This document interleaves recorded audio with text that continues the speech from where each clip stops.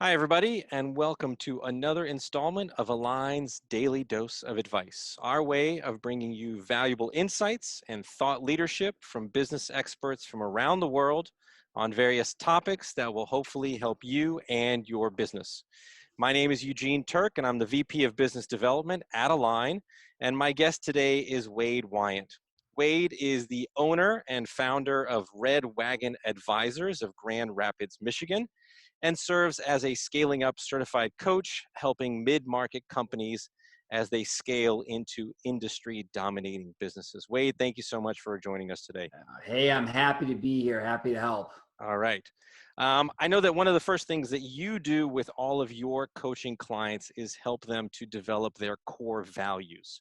So I thought that it might be helpful to understand exactly what core values are and how they can drive our decision-making process, particularly during these difficult times. So for those who may not be familiar with the concept of core values, can you just give us a general explanation and why they are so important for any business?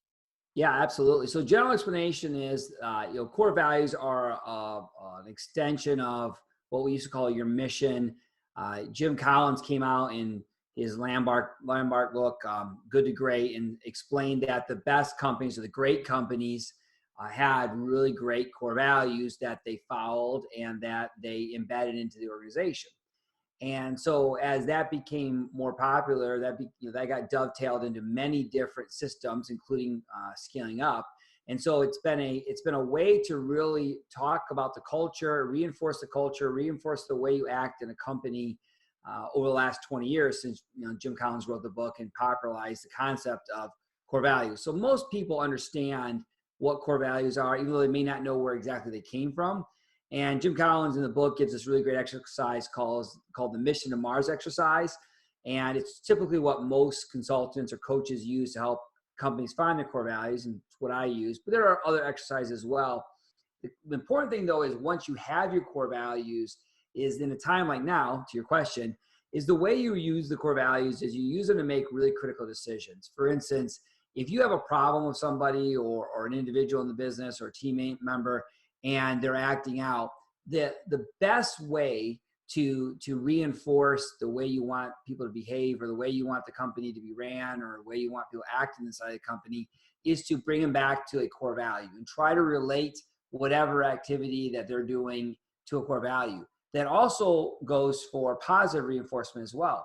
When you're trying to communicate to people and you're trying to reassure them that we're all headed the right direction, that there's going to be a business in the future, right? That's something people are looking at with the whole COVID thing. It's you want to relate everything that you can, not everything, but everything you can back to the core values. And this concept that, hey, we have these core values.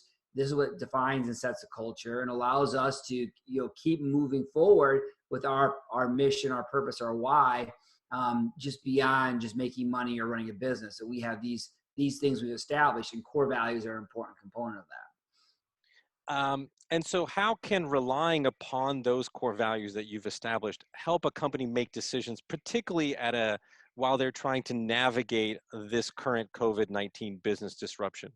Yeah, well, they really help. They help put guide rails or fence posts around the decisions you're making. So, for example, sometimes you'll run into a very hard decision there's not a clear answer to, and in some cases you could go A or B, and neither is right, neither is wrong. And then we like to fall back on our core values and say, okay, well, what do we have a core value that would speak to this, and does that help us make those decisions?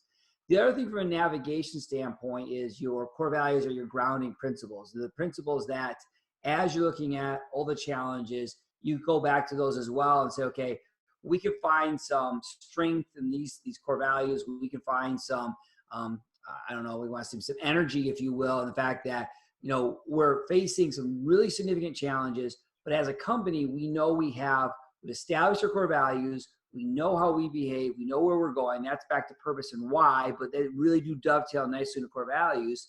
And that allows us to keep on keeping on, if you will. And so it helps.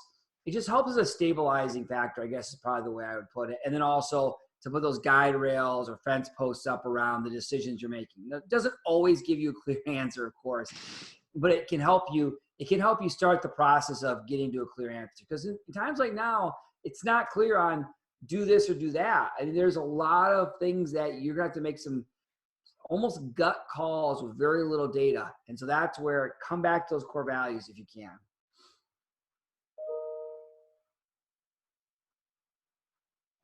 Believe it or not, there's a helicopter flying above me right now. Wow, they're making sure no one's outside during COVID. Apparently.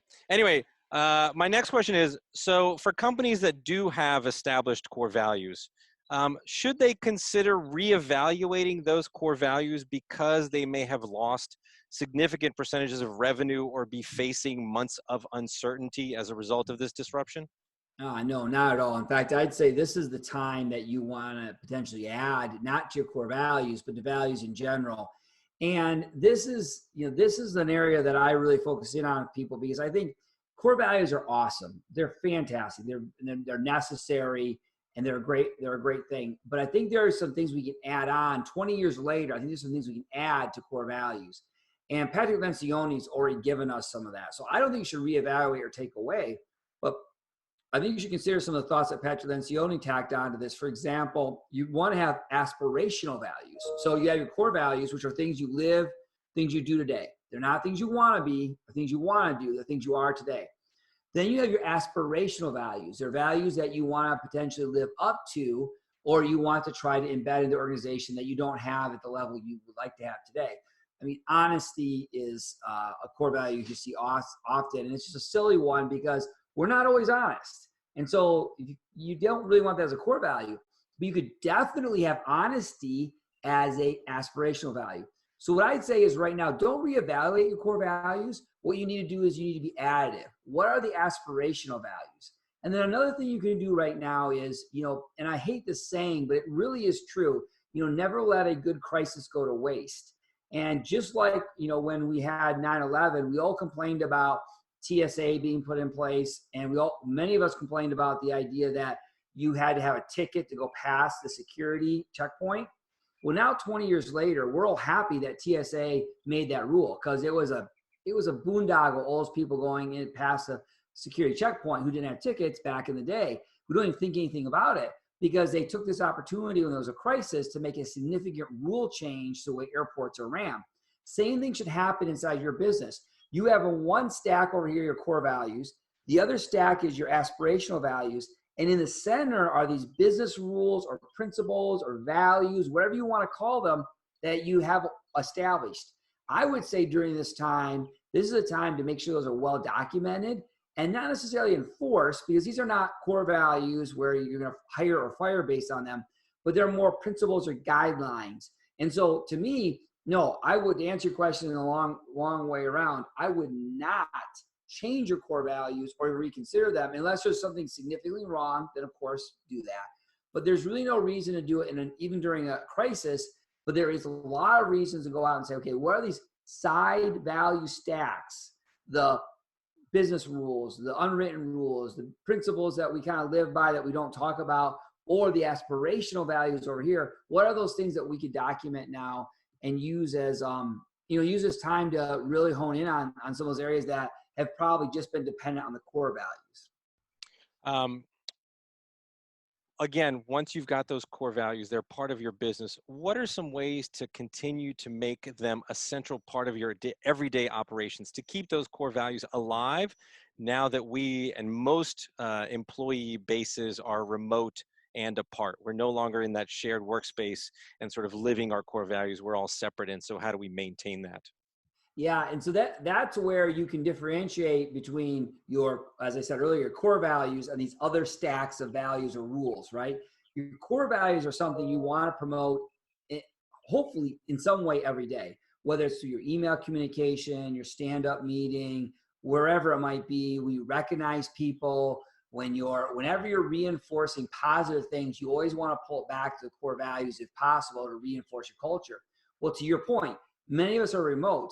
And let's not be naive. The chances are that we're going to be remote for quite a while because even if we see a loosening on the current restrictions, and someone's watching this video in October, of 2020. The reality is that our world is forever changed. People are going to be going, wait a second, why am I going to the office as much? And so we're going to see a shift to a lot more remote culture. Well, that means that you need to get on top of this, whether we're in COVID or not.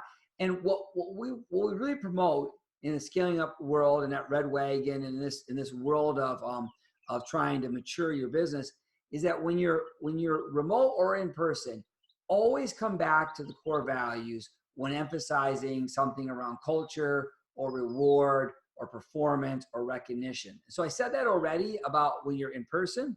It's no different remote. You just probably have to be more intentional about it because it's easy to do when you're seeing someone in the hallway and say, hey, thanks, Jim, for living that core value. Or Sally, I really appreciate you taking care of that client. You lived the core value in this. You're passing them in the hallway.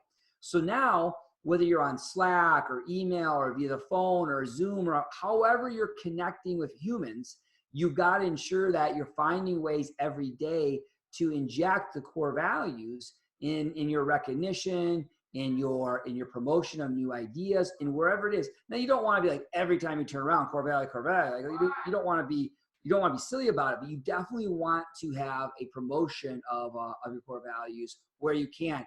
And keep in mind, you won't have those serendipitous run-ins in the hallway or at the coffee or machine or at the water cooler because you're all at home. So you have to think more about it. So I would go if I was a leader, I would go as far as putting a Post-it note right on my screen next to my video camera or wherever that's physical in a way that reminds me I have to do this. And then in systems like Align, I'd have some pop-up that would remind me that, okay, who are we recognizing in the stand-up call today about a core value, or what core value are we going to emphasize, and just keep that repetitive because that is your culture. And the final thing is you're going to think it's crazy and you're like, that's just too much, Wade. But the reality is, even though people will kind of complain, grumble, like, wow, we talk about core values a lot, they want it. They want to talk about core values a lot. Even though they're going to give you a little bit of pushback, I promise you, they want to talk about it. All right, last question, Wade, and the question that I ask every coach that comes on to Align's Daily Dose of Advice. What is the number one piece of advice that you are giving your coaching clients right now? Yeah, I'm the number one thing is something I heard someone else say on the Scaling Up event, and that is Scaling Up event, and that was, be bold. This is not the time to pull back and don't let your ambition shrink, because I can tell you, well, go apply for PPP, or I can tell you should go work on this, or I can give you this tip or trick. But to me, the biggest thing right now is don't lose your energy. It's human nature when something like this happens that you're going to pull back. That's just typical human nature. But don't do everything you can. I should say don't, because it's just natural you're going to. But do everything you can to push forward, because there is going to be great opportunity throughout this, and there's a lot of people who need help.